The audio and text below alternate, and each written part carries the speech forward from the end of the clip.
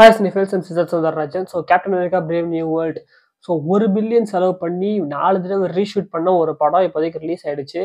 So பயங்கர ஒரு இதில் தான் ரிலீஸ் ஆயிருக்கு. ஸோ படம் எப்படின்னு சொல்லிட்டு முதல்ல பார்த்துருவோம். ஸோ ஸ்டார்டிங் வித் ஆக்டிங்கை பார்க்கும்போது ஆந்தனி மேக்கிங் அண்ட் ஹாரிசன் போர்டார்ட் ஹாரிசன் ஃபோர்டோடைய ஆக்டிங் வந்துட்டு செம்ம சூப்பராக இருந்துச்சு. அண்ட் சப் கேரக்டர்ஸுமே செமையாக பண்ணியிருந்தாங்க. அண்ட் ஃபால்கன் அப்படிங்கிற அந்த பொசிஷன் வந்து இப்போ கேப்டன் அமெரிக்கா மாறிட்டதுனால அடுத்த ஃபால்கன் ஒரு கேரக்டர் இன்ட்ரடியூஸ் பண்ணியிருந்தாங்க. அவரோட ஆக்டிங்குமே நல்லா இருந்துச்சு. அந்த கேரக்டருமே அழகாக எழுதியிருந்தாங்க. அவரை வந்துட்டு யங் அவெஞ்சர்ஸ்க்கு லீட் பண்ணுற மாதிரி தெரியுது. அவர் அங்கே வருவார் போல இருக்கு.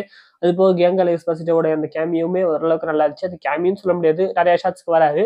அவரோட ஆக்டிங் நல்லா இருந்துச்சு. அதை தாண்டி ஐசியா பிராட்லி ஐசியா பிராட்லி அவரை அந்த கேரக்டர் நடிச்சவருமே வந்து சூப்பராக நடிச்சிருந்தாரு. அவரோட ஆக்டிங் ரொம்ப சூப்பராக இருந்துச்சு. அண்ட் இந்த மாதிரி வந்துட்டு ஆக்டிங்கா பார்க்கும்போது எல்லா ஆக்டிங்குமே சூப்பராக இருந்துச்சு. புது புது கேரக்டர்ஸ் இன்ட்ரடியூஸ் பண்ணியிருந்தாங்க. ரெட் ரூம்ல இருந்து ரூத் அப்படிங்கிற ஒரு கேரக்டருமே இன்ட்ரடியூஸ் பண்ணியிருந்தாங்க. அவங்க ரெட் ரூம் சேர்ந்தவங்க சொல்லியிருக்காங்க. ஸோ இந்த மாதிரி ஏகப்பட்ட கேரக்டர்ஸ் இன்ட்ரடியூஸ் பண்ணியிருந்தாங்க. அண்ட் வில்லன் வந்துட்டு ஒரு பேர் எனக்கு சரியா தெரியல, எஸ்எல் ஒன்று சொன்னாங்க. காமிக் புக், அதாவது நான் இன்ஸ்டா வந்து கூகுள் பண்ணி பார்க்கும்போது அந்த கேரக்டர் வந்துட்டு அவ்வளோ பெரிய தலையா அவ்வளோ பெருசு இருக்கிற மாதிரி.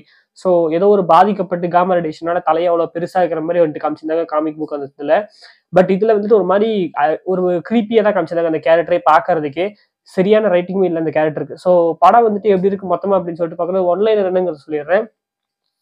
இட்டர்னல்ஸ் படத்துல வந்துட்டு காமிச்சிருப்பாங்க டியாமெட் வந்துட்டு வெளியில வந்திருக்கும். அந்த டியாமெட் வெளியே வந்து அது ஒரு உயிர் தெழுந்துச்சு அப்படின்னா பூமி அழிஞ்சிடும். அது வந்துட்டு ஒரு புது கடவுளா உருவாகும். அதை தடுத்துருவாங்க எட்டர்னல்ஸ். அதனால அந்த கடவுளுடைய அந்த பாடி, அந்த உடம்பு வந்துட்டு அந்த டியாமெட் வந்துட்டு அந்த இந்தியன் ஓஷன் வழியா வெளியில வந்தது பாதிக்கு வெளியே வந்து அப்படியே நின்று போயிடும். ஸோ இப்போதைக்கு அது இந்தியன் ஓஷன்ல இருக்கு. அந்த மெட்டீரியல் எடுத்தோம் அப்படின்னா அதுதான் அடமெண்டியம். ஸோ அந்த அடமெண்டியம் தான் சண்டை நடக்க போகுது அப்படிங்கிறதா பிளாட்டா கொடுக்கப்பட்டிருச்சு முன்னாடி இருந்தே. ஸோ அந்த வகையில பார்க்கும்போது இந்தியன் ஓஷன்ல இருக்கும்போது இந்தியாவுமே இதுல இன்வால்வ்டு தான். ஸோ இந்தியாவில் வந்துட்டு பிரைம் மினிஸ்டர்னு சொல்லிட்டு மோடிஜின் மாதிரி ஒரு ட்ரெஸ்ஸை போட்டு ஒருத்தர் காட்டுறாங்க. தியேட்டர் இந்த சீன் வரும்போது சிரிக்குது, சீரியஸான சீன் ஆனால் சிரிக்குது. ஜப்பான், அமெரிக்கா அண்ட் இந்தியா தான் இதுல மெயின் ஃபோக்கஸாக கான்சென்ட்ரேட் பண்ணியிருக்காங்க. அவங்க 3 பேரையும் தான் இதுல இன்வால்வ் ஆகிற மாதிரி காமிச்சிருந்தாங்க. அந்த அடமெண்டியம் எடுக்கிறத எல்லாருமே சேர்ந்து இந்த அடமெண்டியம் யூஸ் பண்ணலாம் அப்படின்னு சொல்லிட்டு தான் ஸ்டார்டிங்ல இதாகுது. பட் அந்த வில்லனுடைய அந்த சூழ்ச்சினால சில கொலைகள் பண்றாரு. ஸோ அவர் வந்துட்டு மைண்ட் கண்ட்ரோல் பண்ணி சில கொலைகள் செய்ய வைக்கிறாரு. அதனால இந்த நாடுகளுக்கு இடையே வந்துட்டு சில சண்டைகள் ஏற்படுற மாதிரி அது பண்ணிட்டு போகுது. ஸோ அந்த சண்டையை தடுத்தாரா இல்லையா அப்படிங்கிறதான் இந்த படத்துடைய மீதி கதை. இந்த கேப்டன் அமெரிக்கா தடுத்தாரா இல்லையா அப்படிங்கிறது. பிளாட்டா நல்லா இருந்தாலுமே வந்துட்டு அதுக்கு நடுவில் இருக்கக்கூடிய இந்த ஸ்கிரீன் பிளே அப்படிங்கிறது கொஞ்சம் மோசமா தான் இருக்கு. எவ்வளவுதான் நல்லா இருந்தாலும் கூட சில இடங்கள் வந்துட்டு ரொம்ப மோசமாவே தான் பண்ணியிருந்தாங்க. ஏன்னா ஒரு ஜஸ்டிபிகேஷனான இந்த பிரேவ் நியூ வேர்ல்டு அப்படிங்கிற அந்த டைட்டிலுக்கு ஏற்ற மாதிரி வார் அப்படிங்கிறது ஒரு விஷயம் வந்துட்டு நடக்குது அப்படிங்கும்போது அந்த வாரம் வந்துட்டு லைட்டு தான் டீஸே பண்ணியிருந்தாங்க. 2 பக்கமும் கப்பல் மட்டும் தான் நிற்கிறதே தவிர சண்டை போட மாட்டேங்கிறாங்க. அங்கிட்டு இங்கிட்டு பறந்துட்டு இருக்காங்களே தவிர பெருசா ஒன்றும் இது பண்ற மாதிரி தெரியல. ஸோ நிறைய விஷயங்கள் வந்துட்டு அப்படியே விட்டு விட்டு போயிருந்துச்சு. கேமியோ வந்துட்டு பக்கியோட கேமியோ இருந்தது. அது தண்டர்போல்ட்ஸ்க்கு லீட் ஆகும் அப்படின்னு பார்த்தா ஜஸ்ட் வந்துட்டு அது ஒரு மோட்டிவேஷனல் ஸ்பீச் மாதிரி தான் யூஸ் பண்ணியிருந்தாங்க. துயரத்துல இருக்கிற நம்ம கேப்டன் அமெரிக்கா, அதாவது நம்ம அது சாம் வில்சனுக்கு வந்துட்டு நம்ம பக்கி வந்துட்டு ஒரு இது சொல்ற மாதிரி அந்த சீன் வந்துட்டு கொஞ்சம் எமோஷனலா இருந்தாலும் கூட அடுத்த படத்துக்கு இந்த லீடு இல்லாம அந்த கேமியோ வந்துட்டு சும்மா யூஸ் பண்ணி இந்த மாதிரி தான் இருந்துச்சு. போஸ்ட் கிரெடிட் சீனுமே மொக்கையா தான் இருந்துச்சு. ஸோ அந்த வில்லன் கேரக்டர் வந்துட்டு கடைசியில படத்தோட முடிவுல வந்துட்டு சரண்டர் ஆகிற மாதிரி காமிச்சிருந்தாங்க. இவ்வளவு வேலை பார்த்துட்டு எதுக்குடா சரண்டர் ஆன அப்படிங்கிற மாதிரி தான் கேட்குற மாதிரி இருந்துச்சு. அண்ட் அந்த கேரக்டர் வந்துட்டு தனக்கு வந்துட்டு மல்டிவர்ஸை பத்தி தெரியும் அப்படிங்கறத எக்ஸ்பிளைன் பண்றாரு. ஸோ அதான் ஒரு போஸ்ட் கிரெடிட் சீனா வச்சிருக்காங்க. இவனுக்கு தெரிஞ்சா என்ன, தெரியலன்னா என்ன, அதுதான் நமக்கு தெரியுமே, அப்புறம் எதுக்கு வச்சிருக்காங்க அப்படிங்கிற மாதிரி தான் இருந்துச்சு.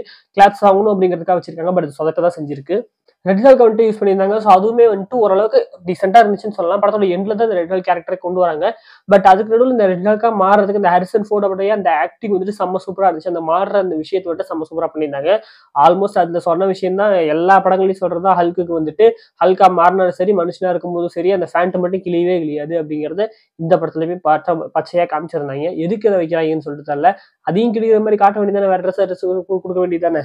ஸோ இந்த மாதிரி காமிச்சிருந்தாங்க. ஸோ அந்த கிளைமேக்ஸ் வெயிட்டுங்கிறது எனக்கு வந்துட்டு சாட்டிஸ்ஃபைங்கா இல்லை. ஏன்னா ட்ரெய்லர்லாம் பார்க்கும்போது அந்த கிளைமேக்ஸ் வெயிட் அப்படிங்கிறது வந்துட்டு அங்கதான் வரும், அதாவது இந்த கப்பல்ல தான் வரும் அப்படிங்கிற மாதிரி இருப்பேன். வாய்ஸ் ஓவர்ல கூட போரோட உச்சியில் இருக்குங்கிற மாதிரிலாம் டைலாக்ஸை வச்சுட்டு, பட் அந்த டைலாகே இந்த படத்துல இல்லை. ஸோ இந்த போரை வந்துட்டு லைட்டா டீஸ் பண்ணிட்டு வந்துட்டானுங்க. ஸோ அதை வந்துட்டு சரியா சொல்லவே இல்லை. எப்படி ஒத்துக்கிட்டாங்க அதர் நாட்டுகள் அப்படிங்கிறதையுமே வந்துட்டு ரொம்ப கிளாரிட்டியா சொல்லவே இல்லை. ஸோ என்னை பொறுத்தவரைக்கும் இது வந்துட்டு 50-50 படம் தான். நல்லா இருக்கு, பட் அவ்வளவு ஒன்றும் சூப்பரா இல்லை. அண்ட் முக்கியமா இந்த படத்தை வந்துட்டு பெருசா நெகட்டிவ் ரெஸ்பான்ஸ் ஏன் வருது அப்படின்னு நான் சொல்லிடுறேன். ஏன்னா ஒரு தரமான படம் தான்.